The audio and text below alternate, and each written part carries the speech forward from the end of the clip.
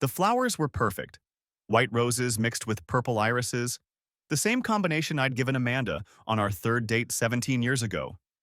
Standing outside the Riverside Convention Center with that bouquet, I felt like that nervous 25-year-old again, eager to surprise the woman who'd become my entire world. The March wind whipped through downtown Minneapolis, but I barely noticed. After weeks of planning this surprise lunch, nothing could dampen my excitement.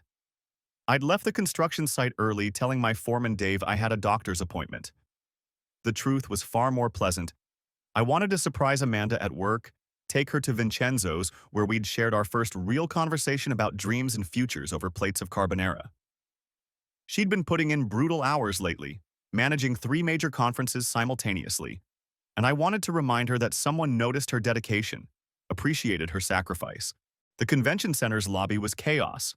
Medical professionals everywhere, their conference badges swaying as they rushed between sessions. The space was enormous, all glass and steel and modern ambition, the kind of place that made you feel important just walking through it. Amanda had been here 6 years, climbing from event assistant to senior coordinator, and I'd never once surprised her at the office. Today would be different. I approached the security desk, where a young guard named Tyler sat monitoring multiple screens. He looked up with professional courtesy, the kind they teach in training videos.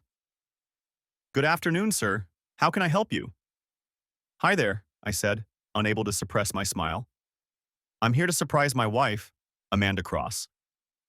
She works in the events department. Could you point me toward her office?" Tyler's fingers clicked across his keyboard with practiced efficiency. Then the clicking stopped. He frowned, typed again, backspaced, typed once more. The pause stretched uncomfortably long. "I'm not seeing an Amanda Cross in our system," he said slowly. "When did she start?" "6 years ago. She's a senior event coordinator." The flowers suddenly felt heavier. "Maybe try Amanda Mitchell?" "That's her maiden name. Sometimes systems don't update." More typing, more frowning.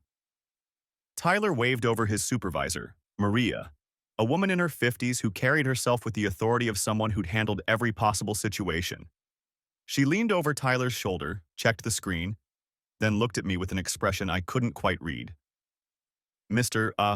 Cross," Maria said carefully. "Could you step over here for a moment?"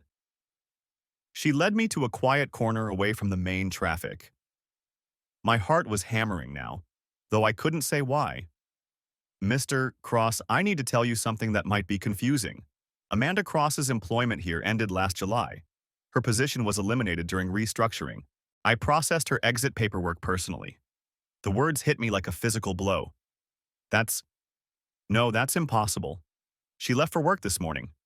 She was here until 8 last night working on the Henderson wedding." Maria's expression shifted to something between pity and discomfort. "Sir, we haven't hosted any wedding with that name. And as I said, I personally handled Amanda's termination 8 months ago. Perhaps you should sit down?" "8 months?" My voice cracked. "No, there's a mistake. She talks about her coworkers all the time. Jennifer from accounting who's pregnant, Tom who's going through a divorce, the Patterson conference she's planning. She shows me the event folders, the planning documents." Maria pulled out her phone, made a quick call. "Security footage from this morning," she said quietly to whoever answered. After a moment, she showed me her screen. Hours of footage from every entrance. No Amanda. "Mr. Cross, I've been here 15 years. We don't have a Jennifer in accounting. We've never had anyone named Tom in the events department. And there's no Patterson conference on our schedule for the next 18 months. Her voice was gentle but firm. "I'm very sorry, but your wife hasn't worked here since last summer." I left the flowers on a lobby bench and stumbled to my truck. 8 months. Every morning for 8 months, Amanda had put on her professional clothes, the blazers and skirts she'd bought specifically for this job. She'd grabbed her event planning binders, the ones with the convention center logo. She'd kissed me goodbye, complained about traffic, and driven off to where? Every evening she'd returned with stories. Detailed, specific stories. The client who'd changed the catering order 5 times. The vendor who'd delivered the wrong color linens. Jennifer's pregnancy cravings that were disrupting meetings. Tom's custody battle that was affecting his work, the new coffee machine that made terrible espresso. My phone rang.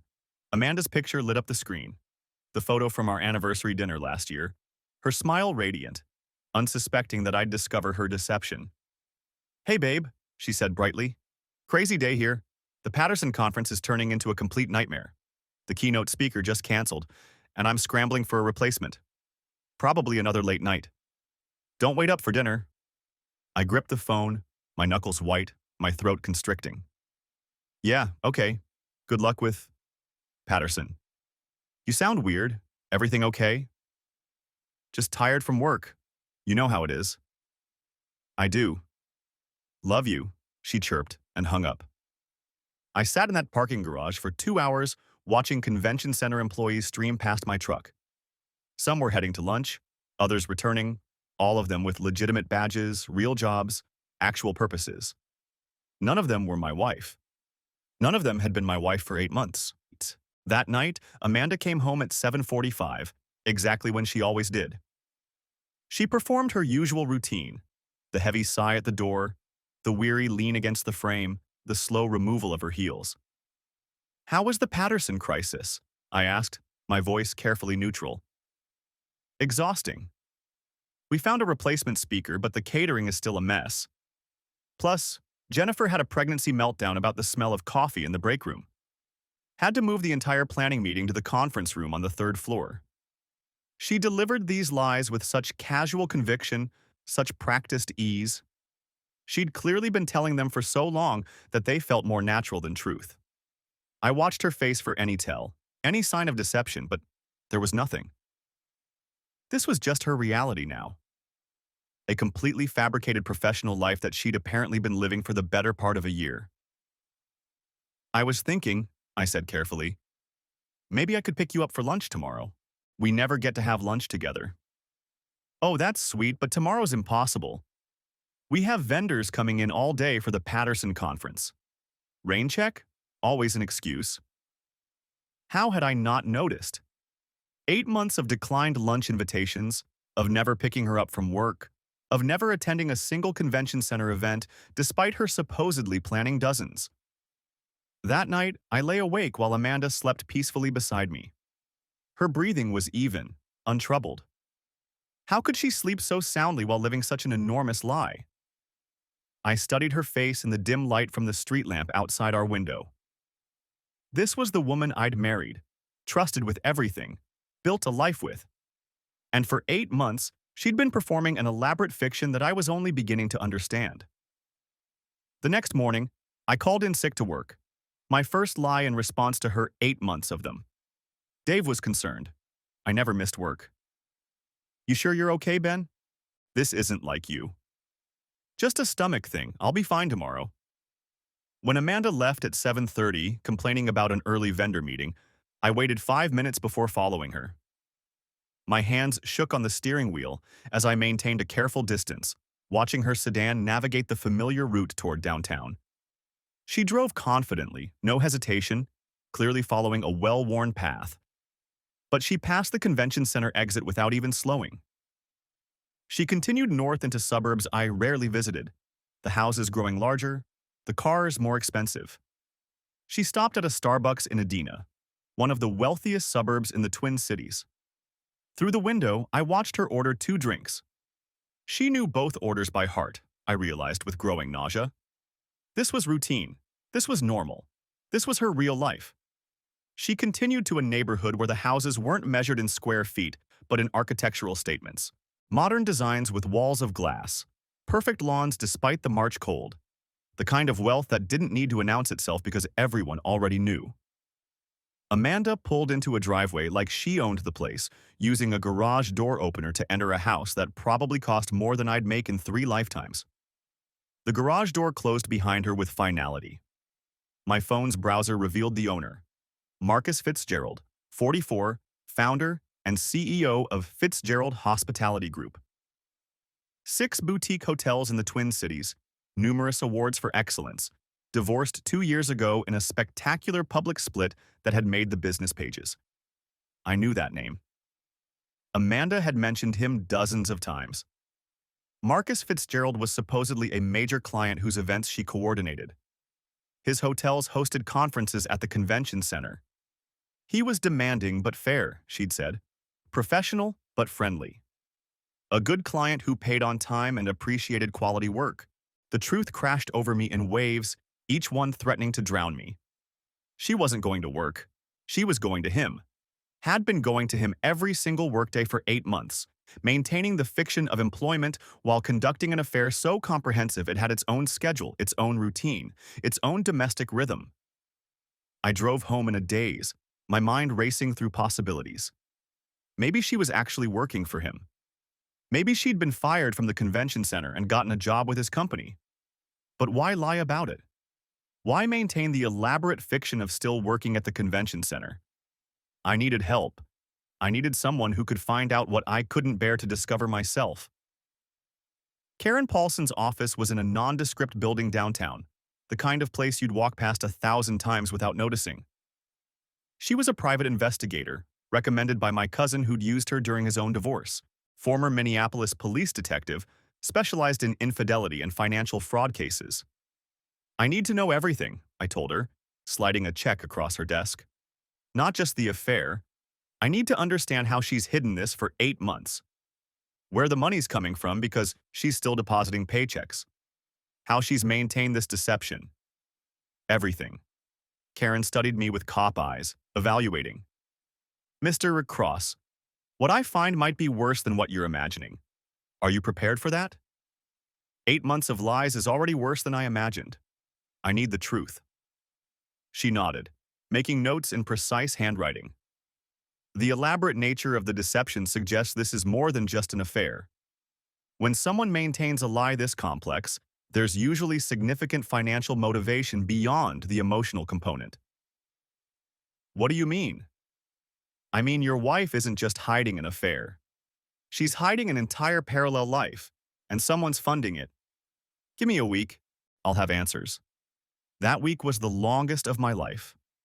Every morning, Amanda left for her fictional job. Every evening, she returned with stories from her imaginary workplace.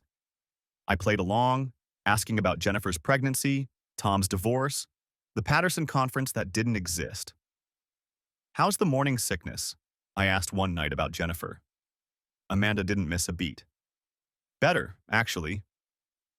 She's past the first trimester, so she's keeping food down now. Though she's developed an aversion to the smell of Mark's cologne, you know Mark from Facilities? He's been really understanding about it. More fictional characters in her elaborate workplace drama. Mark from Facilities who wore too much cologne. How many characters had she created? How many storylines was she maintaining? Karen called exactly 1 week later. Can you come to my office? You need to see this in person. The conference room table was covered with documents, photographs, bank statements, and surveillance reports. Karen had been thorough beyond my expectations. Your wife isn't just having an affair, she began, sliding a folder across to me. She's been living a complete double life. Marcus Fitzgerald hasn't just been sleeping with her. He's been employing her. What do you mean, employing her? Look at these bank statements. Event Horizons LLC. It's a shell company Marcus created.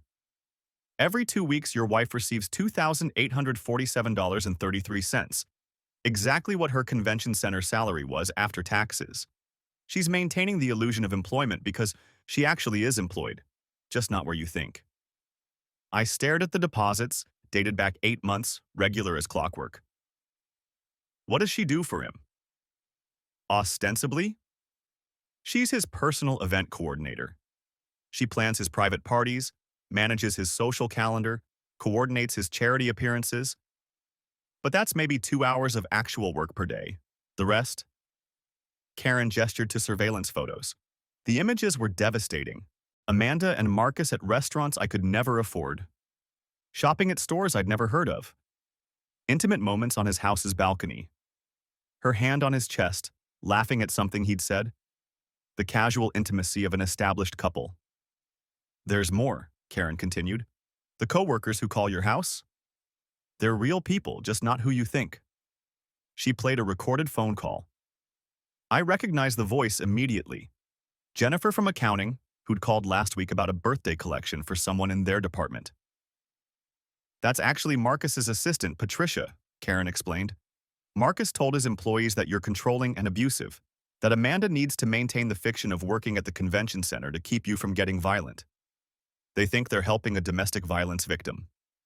The room spun. I would never. I know. I've done a complete background check on you.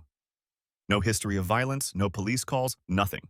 But Amanda's painted you as a monster to justify the deception. Look at this email she sent to Marcus. The email was dated 3 months ago. M. Thank you for understanding about the calls. Ben's getting more suspicious lately. His control issues are escalating. Yesterday, he wanted to know why my paycheck was $5 less than usual. I forgot to match the exact amount from my old pay stub. I convinced him it was a deduction for the office birthday fund, but it was close. The calls from Patricia are helping maintain the fiction. If he knew I wasn't at the convention center, I don't know what he'd do. Your patience with this situation means everything. Soon we won't have to hide anymore. All my love, she's setting me up, I said, the realization hitting like ice water. She's creating a paper trail that makes me look like an abuser. Exactly. But there's more. She has a BMW X5 registered to Marcus's company that she parks 3 blocks from your house. Credit cards in her name on his accounts. Investment accounts he's opened for her. She's accumulated approximately $200,000 in assets you don't know about. Karen showed me more surveillance. Amanda at Marcus's country club, playing tennis. Amanda at his attorney's office signing documents. Amanda at a jewelry store where Marcus was purchasing something the surveillance couldn't capture, but the receipt showed was a 3-carat engagement ring worth $67,000. They're planning to go public, Karen said, after his daughter graduates high school in June. Amanda will ask for a divorce, citing emotional abuse and controlling behavior. She'll be generous in the settlement, take less than half of your shared assets, appear sacrificial and scared. Meanwhile, she has Marcus's wealth waiting. Can we prove all this? Every bit of it. But Mr. Cross, you need to be strategic about how you use this information. If you confront her now, she'll activate her victim narrative. You need to protect yourself first. How? Document everything. Install security cameras in your home. It's legal in Minnesota. Separate your finances quietly. Build your own evidence trail. And most importantly, don't let on that you know. The element of surprise will be crucial. That night, Amanda came home with Chinese takeout. From our usual place, she said, though I now wondered if anything she said was true. Tough day, I asked, maintaining my facade as she maintained hers. The Patterson conference is going to kill me, she said, unpacking containers. 3 different catering companies have fallen through. Marcus Fitzgerald is breathing down my neck about his upcoming hotel conference. The casual way she mixed truth and fiction was breathtaking. Marcus Fitzgerald was indeed breathing down her neck, just not about any hotel conference. Maybe you should look for a different job, I suggested carefully. One that's less stressful. Her reaction was immediate and sharp. Why would you say that? I love my job. The convention center is perfect for me. I just worry about you. The long hours, the stress. She softened, reaching across to squeeze my hand. That's sweet. But I'm exactly where I want to be. The lie was so smooth, so practiced. She probably believed it herself by now. Over the next week, I began my preparations. I met with divorce attorney Robert Zhang, who specialized in high-conflict cases involving financial fraud. This is remarkable, he said, reviewing Karen's evidence. The fake employment, the hidden assets, the Event Horizons payments, it's all legally actionable fraud. But your wife has been very clever. She's positioned herself as a victim. We need to dismantle that narrative while protecting you from false accusations. We developed a comprehensive strategy. I opened new bank accounts at different banks, slowly redirecting my deposits. 20% here, 30% there, nothing dramatic enough to trigger attention. I installed security cameras in our home, covering all common areas. I secured important documents, birth certificates, social security cards, tax returns, the deed to our house, in a safety deposit box Amanda didn't know about. But I wanted more than just protection. I wanted justice. Through construction industry contacts, I learned something interesting. Marcus's company was seeking permits for a major hotel expansion in downtown Minneapolis. The project needed city council approval, and several council members were already skeptical about Marcus's impact on local neighborhoods, particularly regarding traffic and infrastructure demands. I compiled a dossier, not for immediate release but as insurance. The affair with a married woman, the financial irregularities of Event Horizons LLC, the deception of his own employees who thought they were helping an abuse victim. I sent anonymous hints to a business journalist at the Star Tribune who'd been investigating Marcus for other reasons. Breadcrumbs, not the whole loaf. Let the journalist think he was discovering it himself.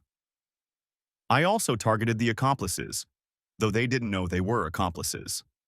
Those employees making fake coworker calls received anonymous packages with carefully selected evidence. Not enough to expose everything, but enough to show that Amanda wasn't an abuse victim but was actually conducting elaborate fraud. The first to quit was Patricia, Marcus's assistant who'd been playing Jennifer from accounting. She left a voicemail for Marcus that Karen's surveillance captured. "I can't be part of this anymore. I thought I was helping someone escape abuse. This is fraud. I'm done." 2 other employees followed suit within days.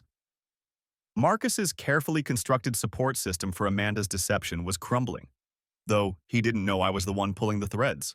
For Amanda's exit strategy, I laid careful traps. I started talking about money problems at work, loud enough for coworkers to hear. I took a weekend job at Home Depot, supposedly to make ends meet. I sold tools and equipment, making sure Amanda saw the receipts, letting her believe I was struggling financially. "Why are you selling your table saw?" she asked one evening, seeing the Craigslist posting. "You love that thing. Just need some extra cash. Construction's been slow." Her eyes lit up with barely concealed satisfaction. If I was broke, her exit would be even cleaner. She could afford to be generous in the divorce when Marcus's millions were waiting. The psychological warfare was subtle but satisfying. I started asking specific questions about her fictional workplace, referencing conversations from months ago that I'd documented. "Hey, did Tom ever resolve that custody issue with his ex?" I asked one night. "It's been, 3 months since you first mentioned it?" Amanda paused, clearly trying to remember her own fiction. "Oh, Tom. Yeah, it's still ongoing. These things take time. Didn't you say the hearing was in February? It got postponed. That's rough. And how's Jennifer's pregnancy going? She must be pretty far along now." 22 weeks, Amanda said quickly, though last week she'd said 20 weeks. I started suggesting we attend events at the convention center, watching her scramble for excuses. "There's a home and garden show next weekend. We should go." "Oh, I can't. I'll be working it. You know how these events are." "I could stop by, bring you lunch. No visitors during events. Insurance liability. You understand? Always an excuse, always a reason, always another lie to cover the previous lies." Then I found her journal. She'd hidden it in her car, tucked under the driver's seat. I discovered it during a staged search for my missing phone charger while she was in the shower. The entries were devastating in their casual cruelty and detailed deception. March 3rd. B asked about the Peterson wedding today. Had to improvise. Said it was postponed due to venue issues. Must remember to mention it got rescheduled next month. His simple trust makes this almost too easy. Sometimes I feel guilty, but then I remember what life with Marcus offers. No more pretending to be interested in construction projects or football games. March 7th. Practice looking exhausted in the mirror for 15 minutes. The slight shoulder droop sells it better than anything.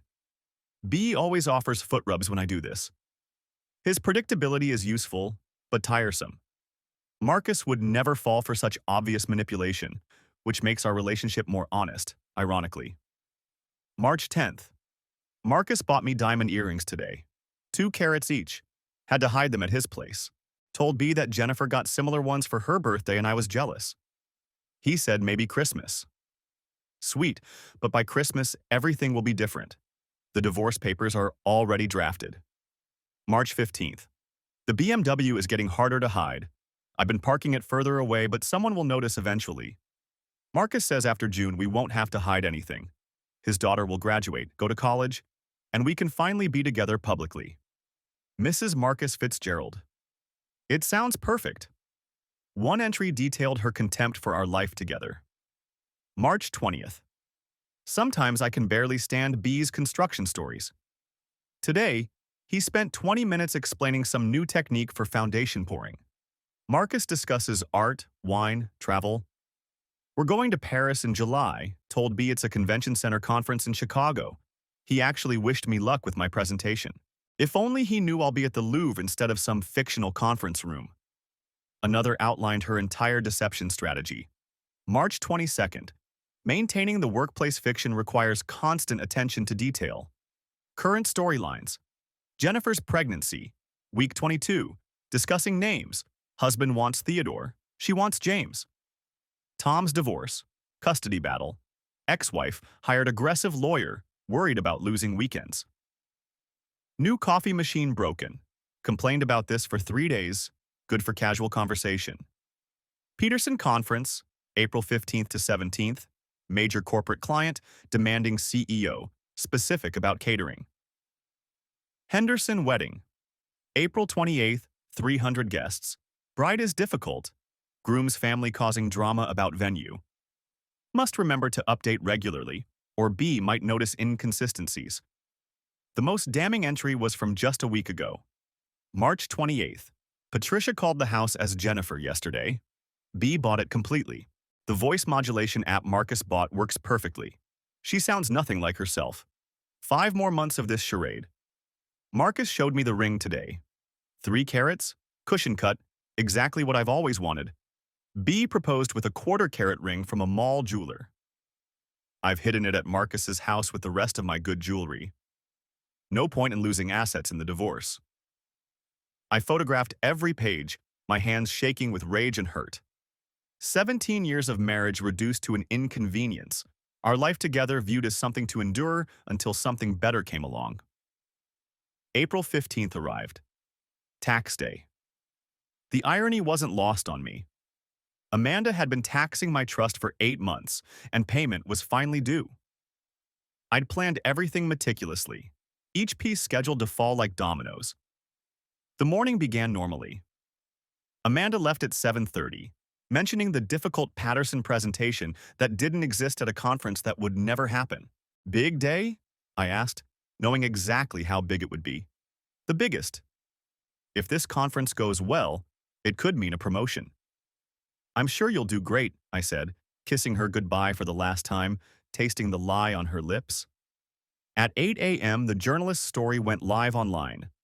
Fitzgerald Hospitality, CEO's secret payments to married woman raise ethics questions.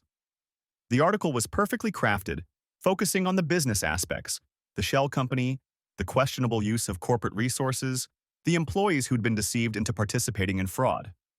My name wasn't mentioned, keeping me out of the initial explosion. At 8:30 a.m., Marcus's board members began calling emergency meetings. His phone, according to Karen's surveillance, exploded with calls he couldn't answer because he was in the shower with my wife. At 9 a.m., Amanda arrived at Marcus's house to find his driveway full of cars. Board members' Mercedes and BMWs, lawyers' Audis, even a news van from the local CBS affiliate. She couldn't enter without being seen, but leaving would mean abandoning her routine and potentially triggering suspicion. I watched from down the street, having taken the day off work, as she sat in her car frantically calling Marcus. His phone was now in the emergency board meeting, set to silent, unable to rescue her from the situation they'd created.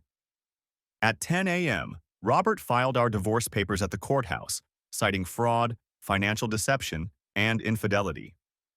The filing was public record, and Robert had made sure certain reporters knew to look for it.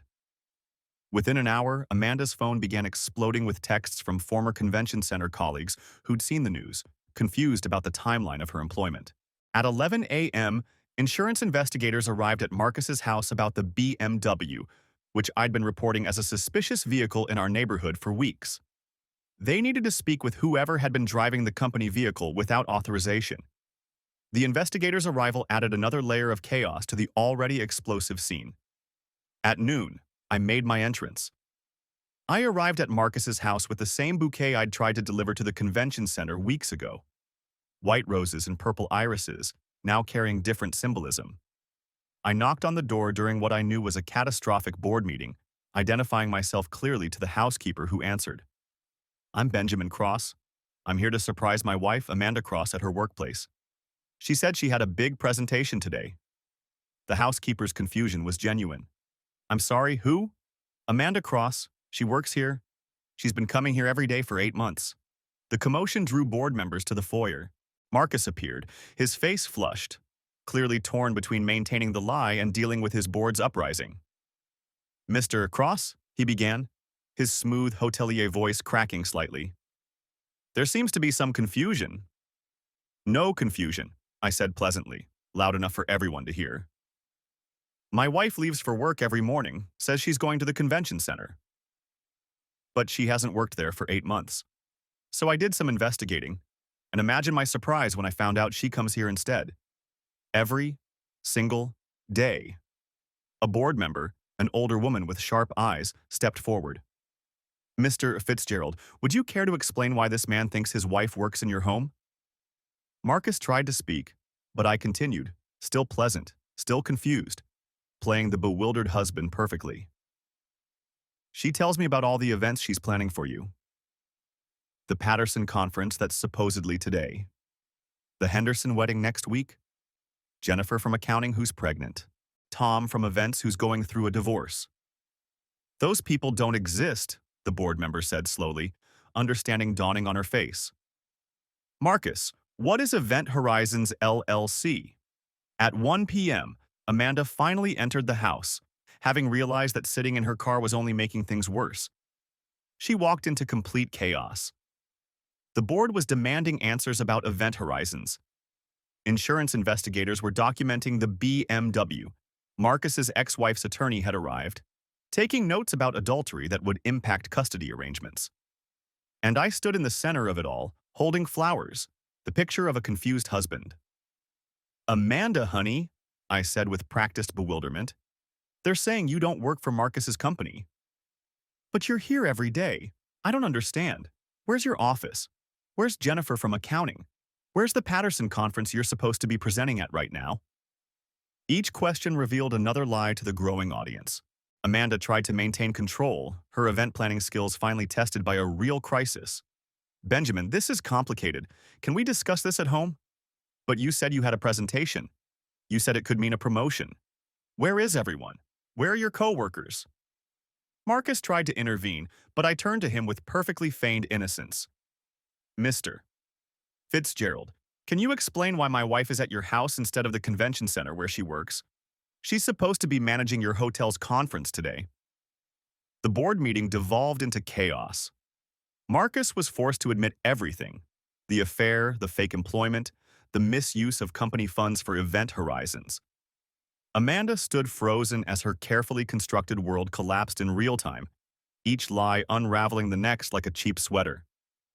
You've been paying her to be your mistress? The board member asked, her voice ice cold. Through a shell company? Using corporate funds? It's not like that, Marcus protested. She provides legitimate services. What services? Another board member demanded. Mr. E. Cross says she's been pretending to work at the convention center. You've been enabling fraud. By 3 p.m., Amanda was at a police station, not under arrest, but being questioned about potential fraud related to Event Horizons LLC. The payments she'd received weren't gifts, but fraudulent wages for non-existent work, potentially constituting tax evasion. I'd provided investigators with everything: 8 months of evidence, fake work products she'd created, recorded phone calls, financial documents showing the deception. The deposition 2 weeks later was brutal. Amanda, under oath, had to admit to every single lie. Mrs. Cross, the prosecutor asked, did you tell your husband you were working at the Riverside Convention Center on March 12th? Yes. Where were you actually? At Marcus Fitzgerald's residence. What were you doing there? Amanda's attorney objected, but the judge overruled. Answer the question, Mrs. Cross. I was managing his personal calendar and spending time with him. Spending time. Is that a euphemism for conducting an affair? Yes. And did you create fictional co-workers to maintain this deception? Yes. Can you name them? Amanda's voice was barely audible. Jennifer from accounting, Tom from events, Mark from facilities, Kevin, the new manager, Sarah from catering. None of these people exist? No. You created entire storylines about their lives? Yes. Jennifer's pregnancy, fictional. Tom's divorce, made up. The Patterson conference, never existed. The Henderson wedding, also fictional. Each admission was another nail in the coffin of her credibility. The court reporter typed steadily, documenting the complete collapse of 8 months of elaborate fiction. Marcus's situation imploded even more spectacularly than Amanda's. His board fired him with cause, triggering clawback provisions in his contract worth $12 million. The IRS investigated Event Horizons LLC, finding tax irregularities that resulted in $400,000 in penalties. His ex-wife successfully modified their divorce agreement, receiving full custody of their daughter and increased alimony based on the adultery and financial misconduct. The local news covered the scandal extensively. Hotel mogul's affair involves elaborate employment fraud, read one headline. Woman pretends to work for 8 months while conducting affair, read another. Amanda's photo was in every story, her professional headshot from the convention center website. 6 years old but still recognizable.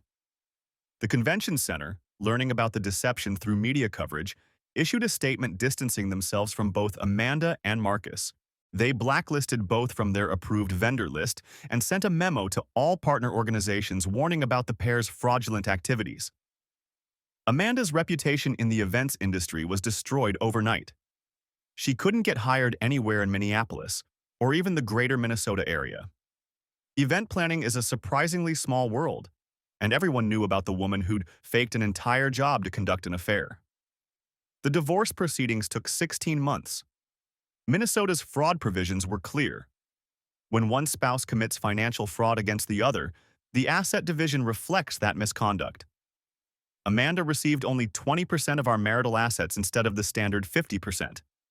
She had to pay me alimony, a bitter irony given her plan to be generous in leaving. The house went to me as compensation for the fraud. The legitimate savings, the retirement accounts, everything we'd built together became mine alone. The $78,000 she'd received through Event Horizons had to be returned, plus penalties and interest that brought the total to over $100,000. Her legal troubles extended beyond the divorce. Criminal fraud charges resulted in a plea agreement, 18 months probation, 500 hours of community service at a real event venue where her hours were strictly monitored, and full restitution. She avoided jail only because Marcus claimed the payments were legitimate consulting fees, though this admission created its own legal problems for him. Those employees who'd been tricked into making fake coworker calls faced their own reckonings. Patricia, who'd played Jennifer from accounting, was so mortified she quit the hospitality industry entirely, becoming a high school teacher instead. 2 others were fired for misconduct. The rest received formal reprimands that would follow them through their careers. Amanda ended up in Duluth, 2 hours north of Minneapolis, working as an administrative assistant at a medical clinic for $35,000 a year. The woman who'd pretended to coordinate major events now actually scheduled appointments and filed insurance paperwork. The BMW was a memory, repossessed by Marcus's company, replaced by a 15-year-old Toyota Camry with rust spots and a hesitant transmission. Marcus attempted to rebuild in Chicago, but the scandal followed him through Google searches and background checks. Business publications had covered the Event Horizons fraud as a case study in executive misconduct. He worked as an independent consultant, his empire reduced to PowerPoint presentations and advice for other people's hotels. The house where Amanda had spent 8 months was foreclosed on by the bank after he defaulted on the mortgage.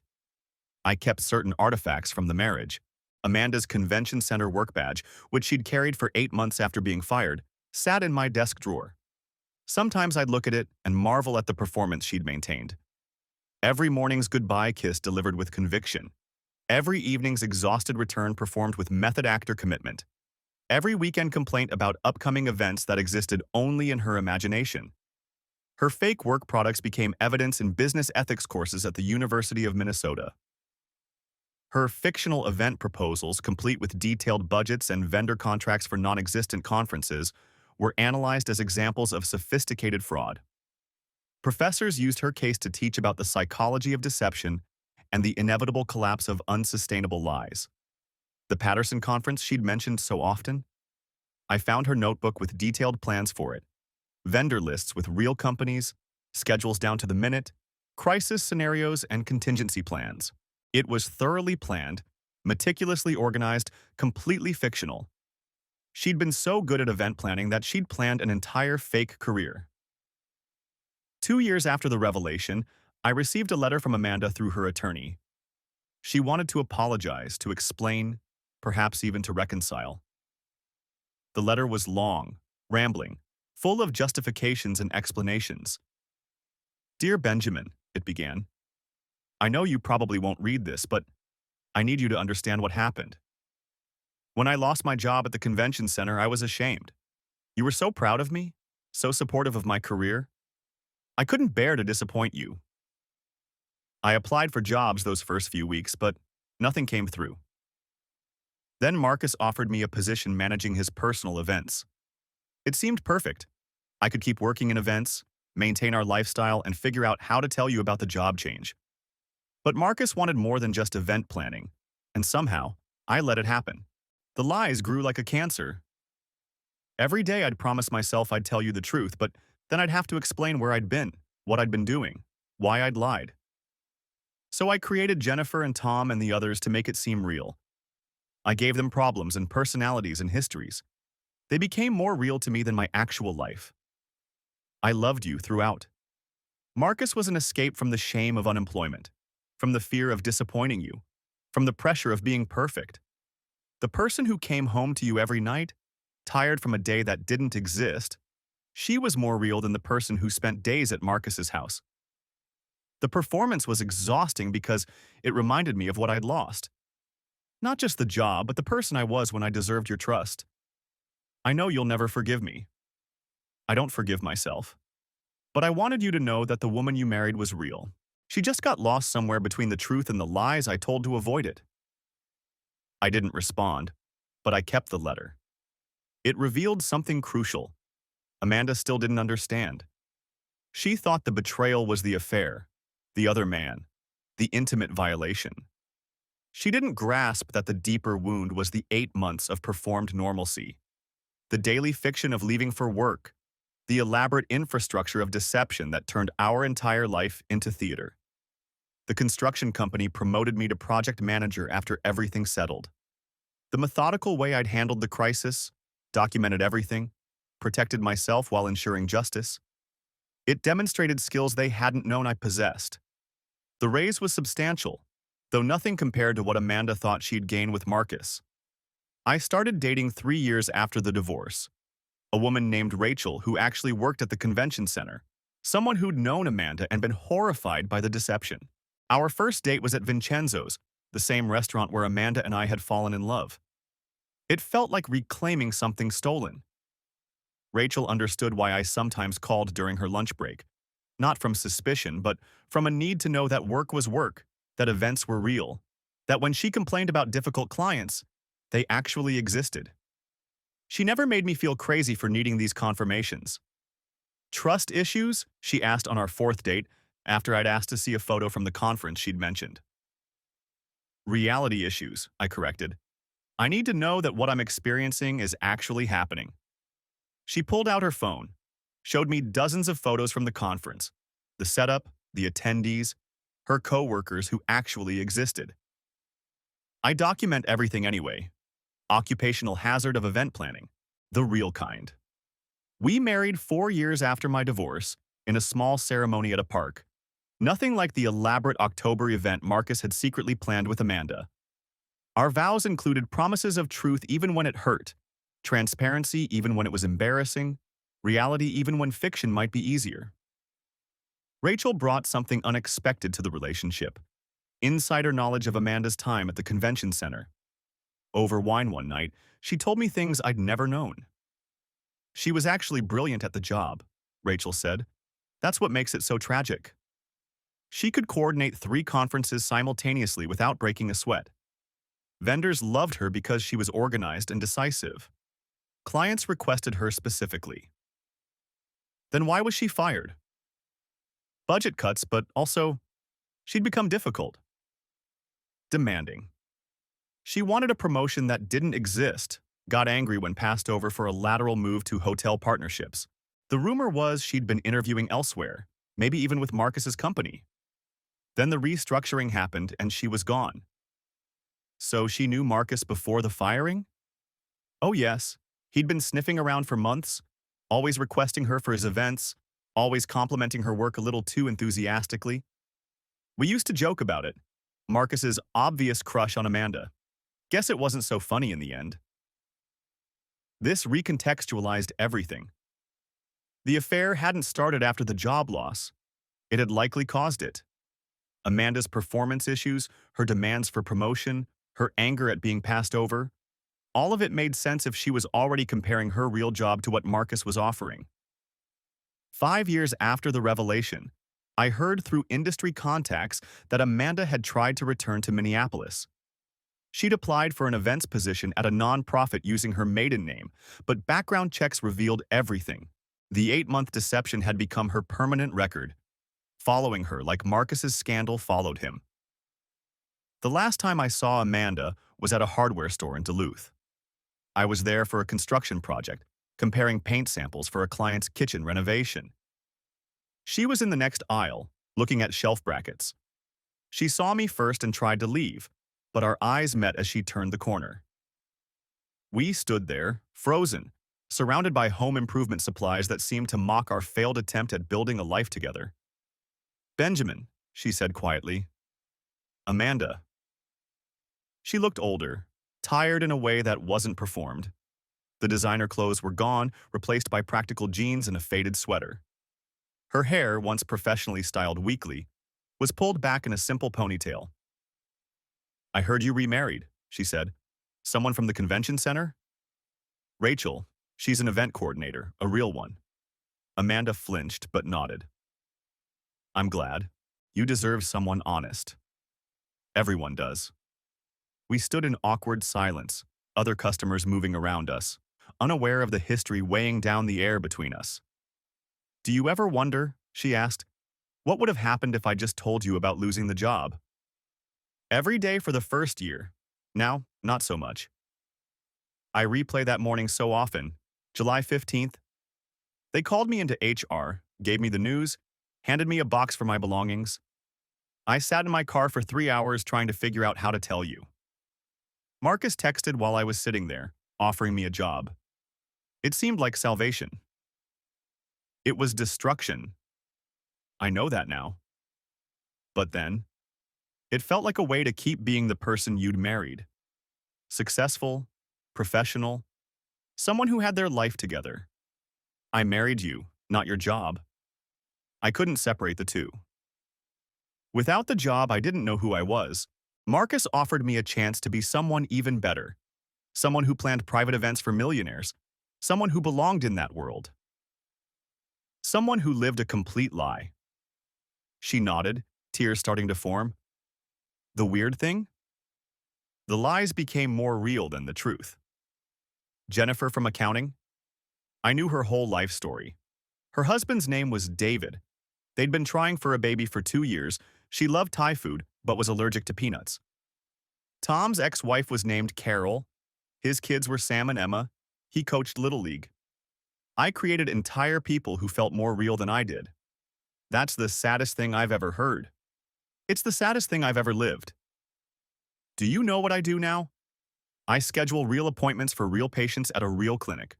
No fiction, no performance, no elaborate deceptions. Just truth, boring and simple and honest. It's exhausting in a completely different way. The truth can be tiring, I agreed, but at least it's real. She shifted her weight, looking at the shelf brackets in her hand. I'm fixing up my apartment. Doing it myself. YouTube videos and trial and error. Remember how you tried to teach me about home improvement? You said it was too blue-collar for your taste. I said a lot of stupid things. Marcus wouldn't know which end of a hammer to hold. Turns out that matters more than knowing which wine pairs with fish. Knowledge versus wisdom, I said. Exactly. I had all this knowledge about coordinating events, managing vendors, creating experiences, but no wisdom about what actually mattered.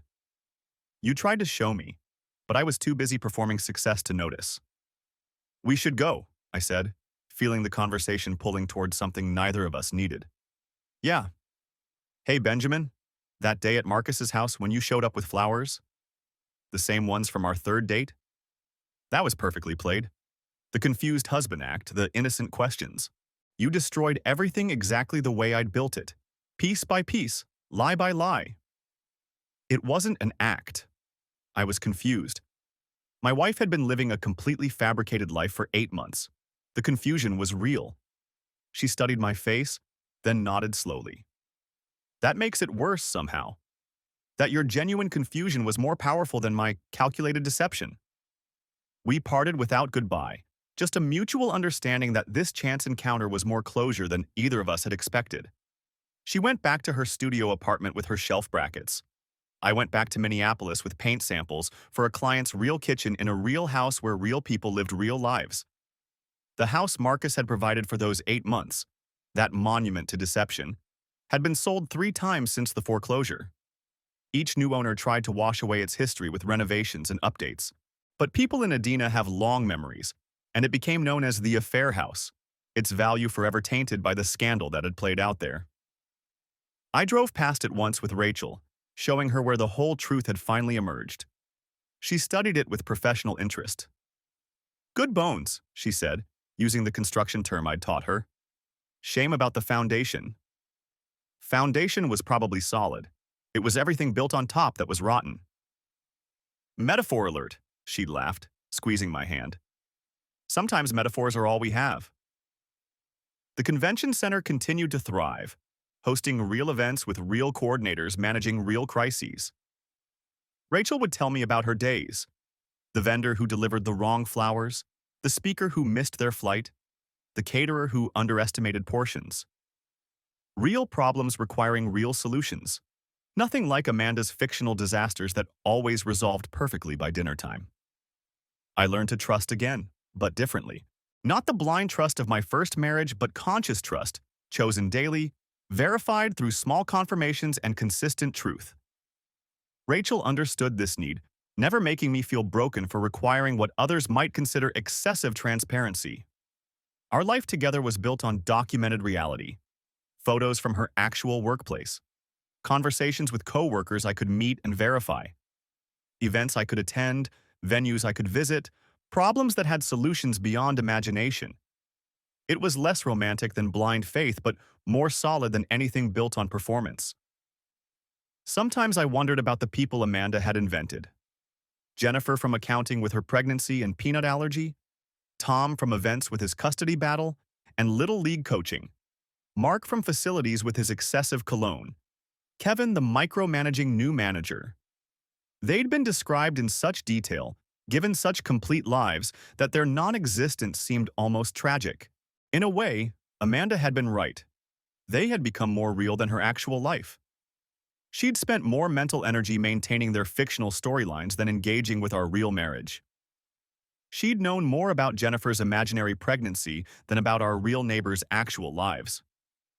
The notebook where she'd tracked her deceptions became evidence in the criminal proceedings, but I'd photographed every page. Sometimes I'd read through them, marveling at the complexity of the performance. Staff meetings that never happened, described in detail. Conference calls with clients who didn't exist, complete with action items and follow-ups. Vendor negotiations for events that would never occur, documented with the thoroughness of actual business. The thing about elaborate lies, Robert Zhang had told me during the divorce, is that they require more energy than living truth. Your wife exhausted herself maintaining fiction when reality would have been simpler. He was right.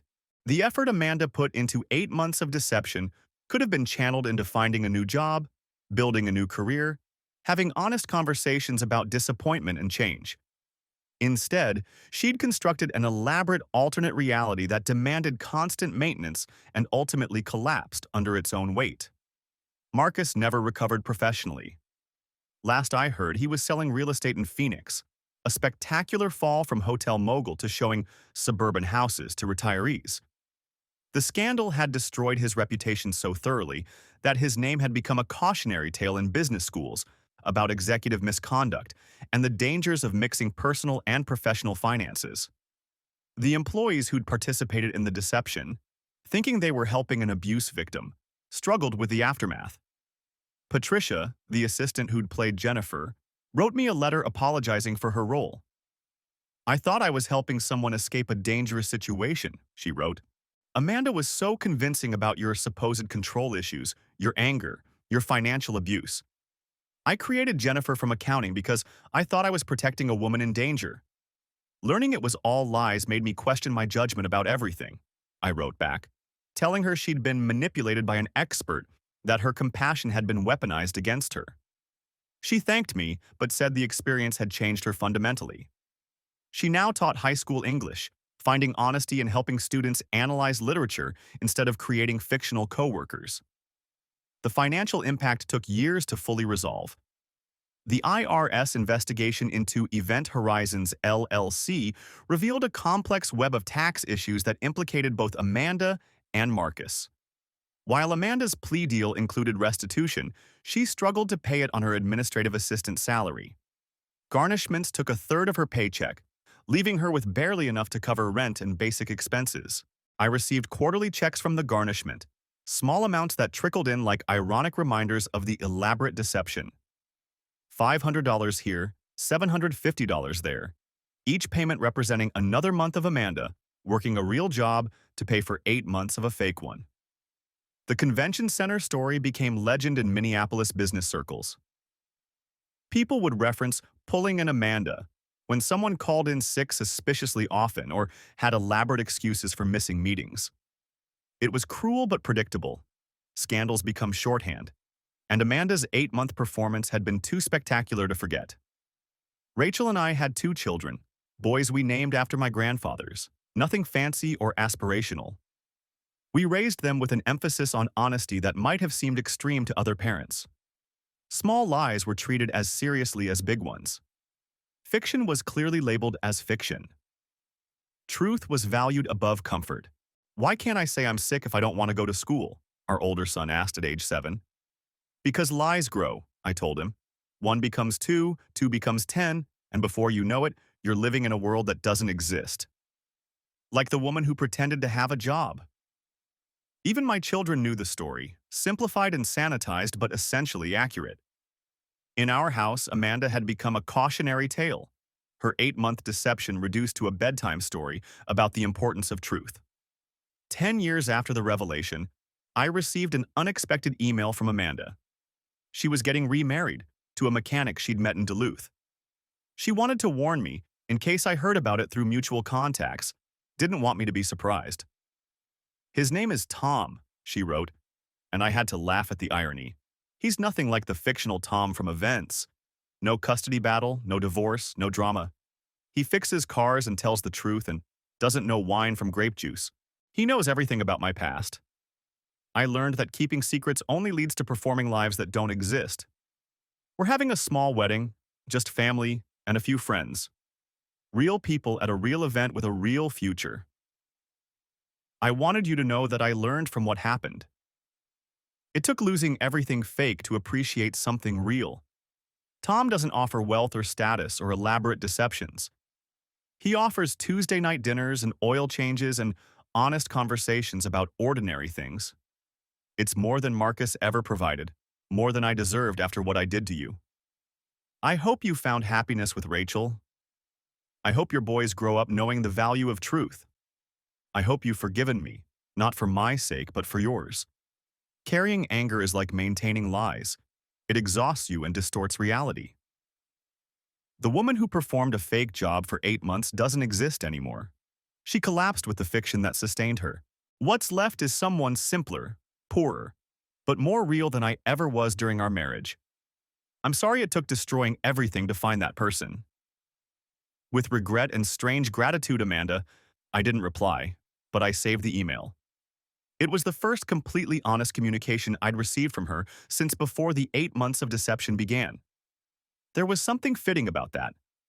The elaborate fiction of her performance finally replaced by simple truth delivered through email. Rachel read it over my shoulder, then kissed my temple. You okay? Yeah, it's actually good to know she learned something from it all. Tom the mechanic instead of Tom from events, Rachel mused. There's poetry in that. Or irony. Maybe both. The convention center continued to be part of our lives through Rachel's work. She'd advanced to senior event coordinator, the same position Amanda had pretended to hold. But Rachel's version involved actual late nights, real vendor crises, genuine exhaustion from coordinating legitimate conferences and weddings and galas. Sometimes she'd come home with stories that echoed Amanda's fictional ones. A difficult client, a catering disaster, a coworker's personal drama. But when Rachel complained about Jennifer from accounting, and there really was a Jennifer in accounting now, I could visit Rachel for lunch and meet Jennifer, pregnant with her second child, married to an accountant named Steve, allergic to shellfish but fine with peanuts.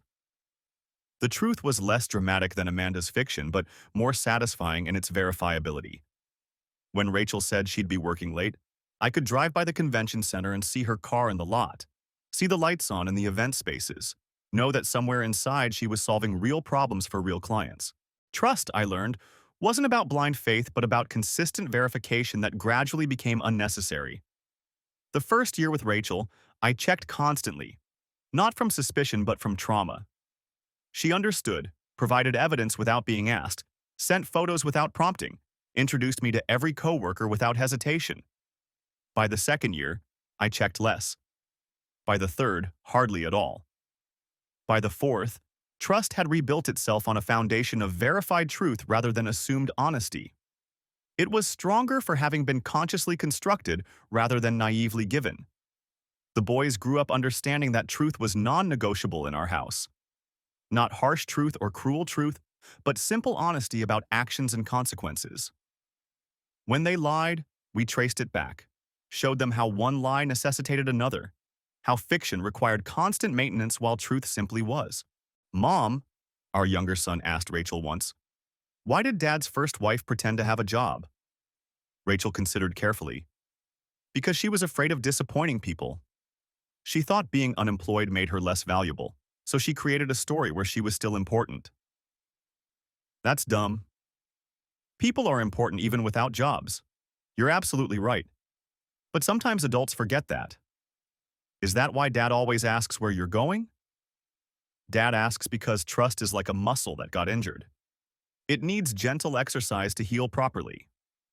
Oh, like when I broke my arm and had to do physical therapy? Exactly like that. The comparison was apt. My ability to trust had been broken as surely as any bone, required as much rehabilitation as any physical injury. Amanda's 8-month performance had fractured something fundamental, but with time and consistent truth, it had healed stronger than before. 15 years after the revelation, I retired from construction, my body no longer able to maintain the physical demands. Rachel continued at the convention center, now as director of events. We'd built a life of verified truth, documented reality, confirmed existence. Sometimes I thought about those 8 months of deception, how Amanda had kissed me goodbye every morning and hello every evening, maintaining a fiction so complete that even now, I wondered if part of her had believed it. Had she convinced herself that Jennifer from accounting was real? Did she actually feel tired from the fictional Patterson conference? The human capacity for self-deception is remarkable. We can convince ourselves of almost anything if the truth is too painful to face.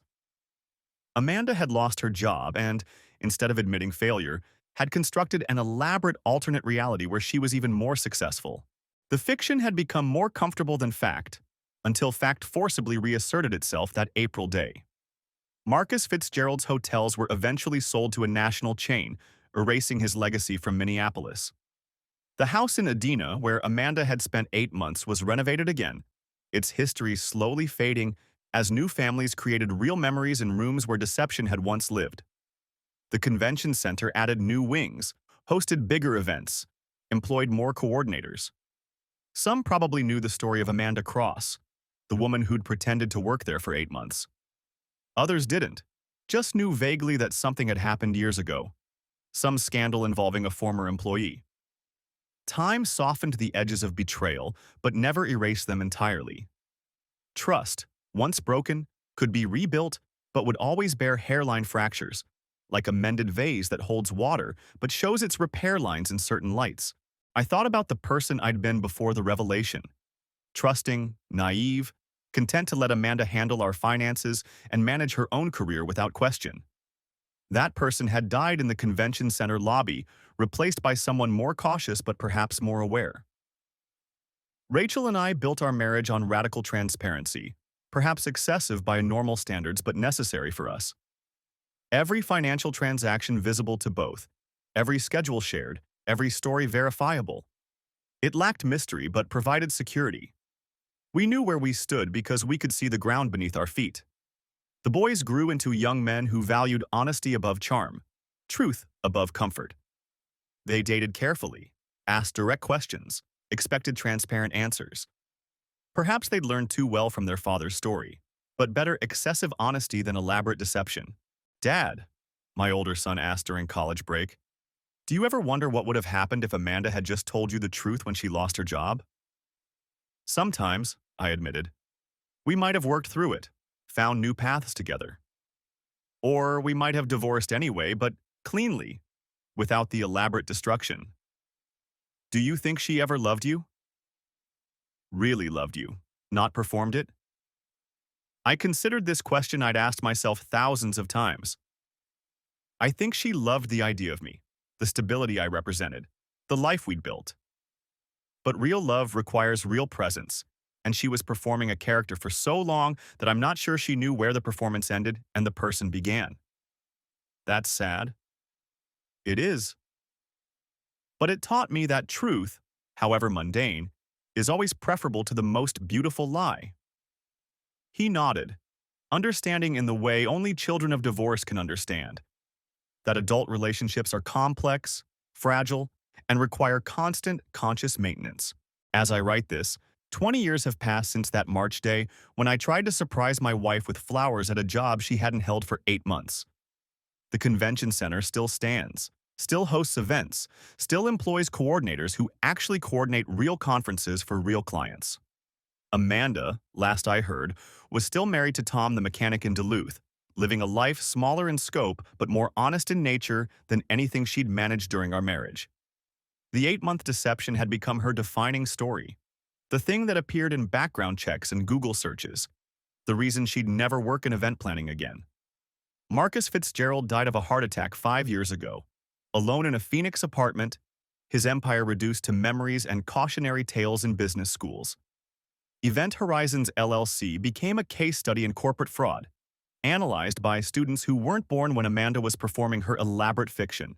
The employees who'd been tricked into playing Amanda's fictional coworkers had mostly moved on, carrying lessons about trust and verification into new careers. Patricia became a successful high school teacher, using her experience with deception to help students understand the importance of critical thinking. Rachel and I grew old together in a house built on truth, surrounded by photos of real events, real vacations, real moments that could all be verified through documentation. It wasn't romantic in the traditional sense, but it was solid, stable, real in a way my first marriage had only pretended to be. Sometimes young couples asked for marriage advice, and I always told them the same thing: trust but verify. Love but document. Hope but confirm.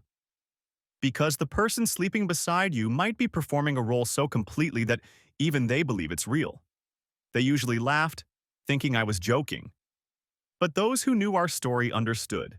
Amanda's 8-month performance had taught everyone who knew about it that reality required constant confirmation, that truth needed regular verification, that the most elaborate lies were often hiding in plain sight, disguised as ordinary life. The convention center badge I'd kept, Amanda's photo laminated in plastic, her name and title preserved from a time when both were real, eventually went into a box of things that mattered once but no longer defined me. It joined other artifacts from that life. Our wedding rings, photos from vacations that now seemed performed rather than experienced, cards she'd written professing love that might have been just another character note in her elaborate fiction. But I kept the journal pages, her documentation of the deception. They served as a reminder that people could live entirely fictional lives, show up for jobs that didn't exist, maintain elaborate deceptions that became more real to them than truth. They reminded me to value boring honesty over exciting fiction, mundane truth over elaborate performance.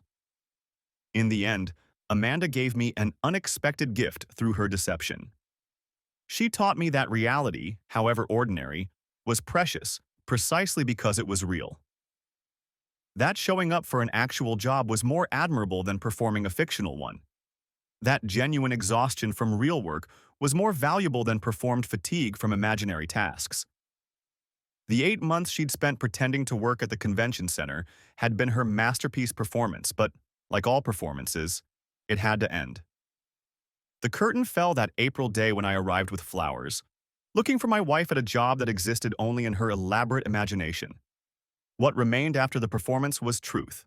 Messy, painful, complicated truth that couldn't be scripted or rehearsed or performed. It was harder than fiction but more durable, less dramatic but more sustainable, ordinary in a way that made it extraordinary. Every morning now, Rachel leaves for actual work at the actual convention center. Every evening, she returns with actual stories about actual events. When she complains about difficult clients, they have real names and real demands. When she mentions coworkers, they exist beyond her imagination. It's a smaller life than the one Amanda imagined with Marcus, less glamorous than the fiction she performed for 8 months. But it's real, verifiable, documented.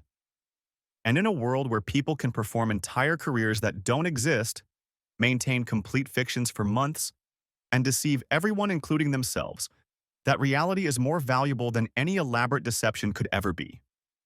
The convention center still hosts events. Coordinators still manage crises. Vendors still deliver flowers.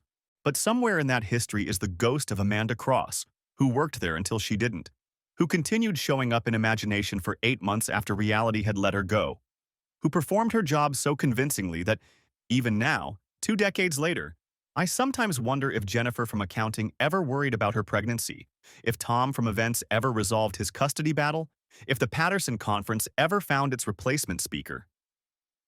They didn't, of course. They couldn't. They never existed outside of Amanda's elaborate imagination and documented lies. But for 8 months, they were more real to her than I was, more present than our marriage, more important than truth.